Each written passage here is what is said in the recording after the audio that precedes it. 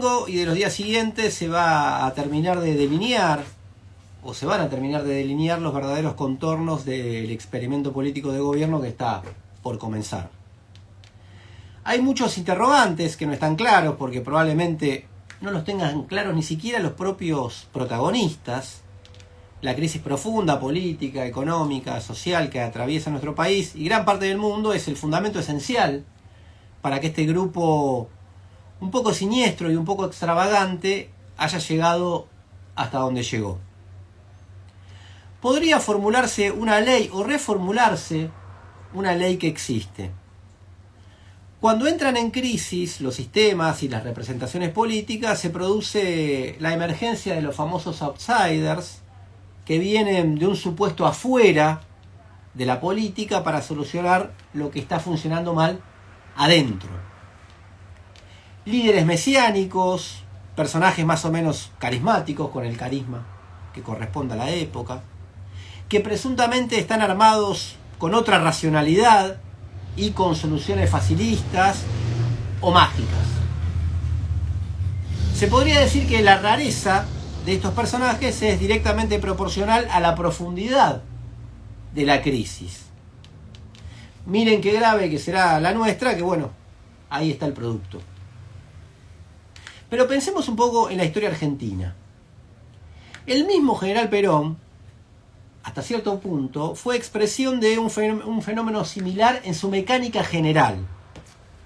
El sistema político de los años 30, del fraude patriótico, que dejaba fuera a una importante masa social, la nueva clase obrera surgida de la semi-industrialización, posterior a la crisis del 29, la Argentina tuvo que cambiar su matriz productiva hasta cierto punto. Ese sector que había conquistado mucho peso, esa clase obrera en la economía y en la sociedad, pero sin embargo estaba marginada del sistema político. Bueno, era peligrosísimo que esa situación se extendiera.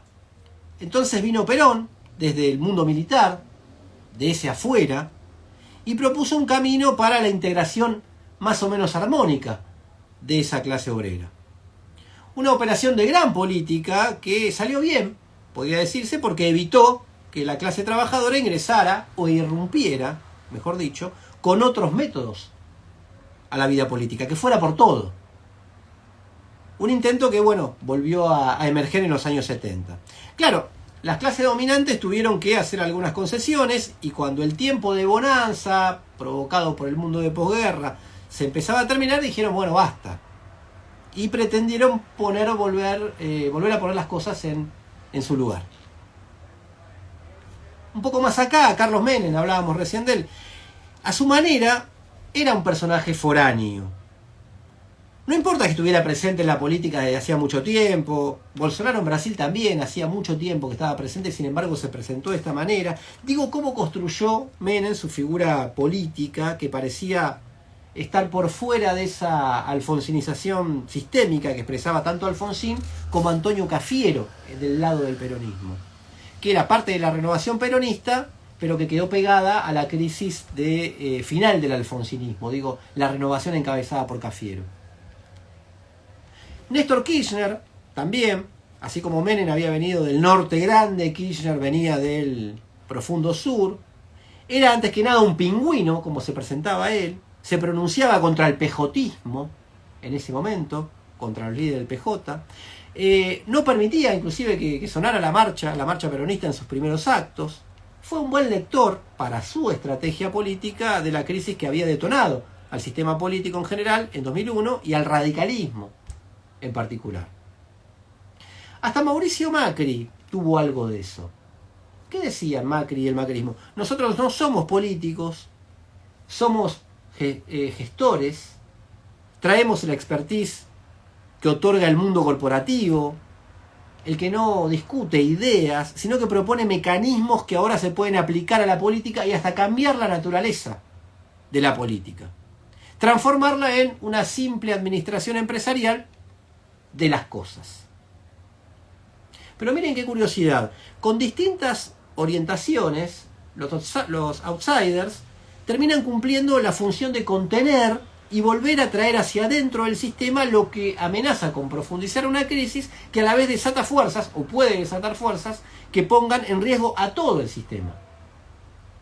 muchas veces operan como el último dique de contención del orden, por más antisistema que se presenten en su discurso político o en su narrativa política. Ahora, no todo outsider se transforma en un líder político que puede implementar su programa o su estrategia hasta el final o darle solución a la crisis. Tienen que mediar ciertas condiciones económicas, políticas, internacionales, de relaciones de fuerza. Tienen que encontrar una estructura en la que apoyarse. El PJ, en el caso de tanto de Menem como de Kirchner. Tienen que ganar ciertas batallas. El 17 de octubre, en el caso de Perón. Incluso una batalla que se dio hasta cierto punto, por lo que cuentan los historiadores, a pesar suyo. Y tienen que tener ciertos dotes propios. Fortuna y virtud, se podría decir. Por ejemplo, Macri fracasó en todos los planos. Tuvo éxitos tácticos, pero estratégicamente salió derrotado. Cuando personajes de estas características ganan una elección, ahí recién empieza o comienza la verdadera historia. Bueno, a todo esto, ¿qué sabemos de Javier Milei hasta ahora? Que comparte muchas de estas características. Por eso los fanáticos que ven en todo fenómeno político algo nuevo, que nunca se vio, que es novedosísimo, les diría que, bueno, ni tanto ni tan poco. La historia no empieza cuando yo elegí el objeto de estudio para mi tesis académica. Hay que tomar los viejos conceptos, combinarlo con lo nuevo y tratar de pensar. También sabemos de Milei que, aunque se dedique a aplicar su programa mínimo, aunque pongamos que recorta mucho de los planteos maximalistas, lo que propone es un ataque en regla a las condiciones de vida de todos y de todas. Lo decía Martin Short, el salario como un objetivo. Un ultra ajuste sobre una sociedad que ya está súper ajustada. Bueno, entre audaz y aventurero.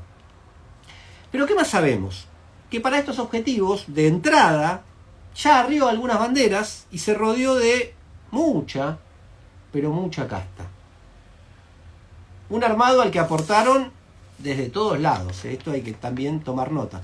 Patricia Bullrich y Luis Petri, la fórmula de Juntos por el Cambio, en seguridad y defensa respectivamente. Nicolás Caputo en economía. El mismo Guillermo Francos, el armador que ocupará el Ministerio del Interior, super casta, prehistoria de la casta. Y algunos otros aportes también del peronismo. Daniel Scioli queda como embajador en Brasil. El peronismo de Córdoba puso hombres importantes en puestos importantes. Flavia Rollón, vinculada al masismo, que pasa de energía bajo este gobierno a la Secretaría de Minería, bajo el gobierno de Milei. Marco Lavagna, mismo origen, que seguirá en el INDEC, y así. Esto ya en sí mismo es una ruptura, una pequeña ruptura, que puede convertirse en gran ruptura, del contrato electoral, que decía que eran los anticastas, más anticasta que había. Pongamos que por el entusiasmo inicial o lo que se quiera, no se note ahora esto, nadie se lo reclame, pero ante los primeros traspiés, muchos se van a acordar y se lo van a empezar a facturar. Pero además, este armado tiene mucho de cambalache. Es un loteo del gobierno, fue un loteo del gobierno a cielo abierto, en un sentido peor que el de Alberto Fernández. ¿Y esto por qué?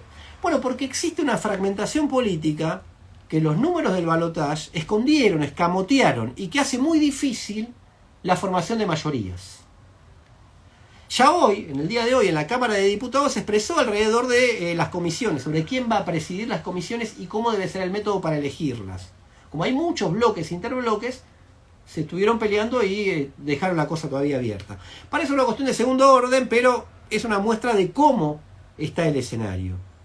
Ojo, los proyectos de ley tienen que pasar por las comisiones. Porque, a ver, hace un par de años que el sociólogo Juan Carlos Torres se viene preguntando si al peronismo le llegó su 2001.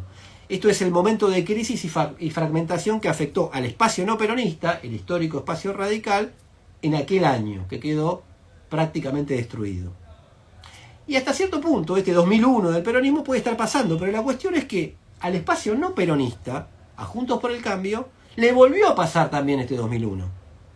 Porque está también fragmentadísimo. Dos bloques radicales, de hecho 2 bloques del PRO, el bloque libertario con algunos sectores del PRO, y así. Esto es lo que tenemos hasta ahora. Y es tan cierto que la ultraderecha ganó la elección, y llegó al gobierno, evidentemente iba a asumir el domingo, como que tiene todos estos problemas. Sin hablar de otros aspectos del contrato electoral, como por ejemplo, cuando se empieza a notar que el ajuste no lo paga la política, esa abstracción de la que hablaban de la política, sino estas mismas personas, o muchas de las mismas personas que lo votaron.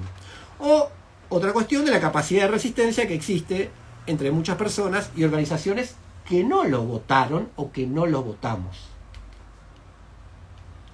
A partir del domingo llegará la hora de la verdad. Y como todos sabemos, la verdad también es un campo de batalla.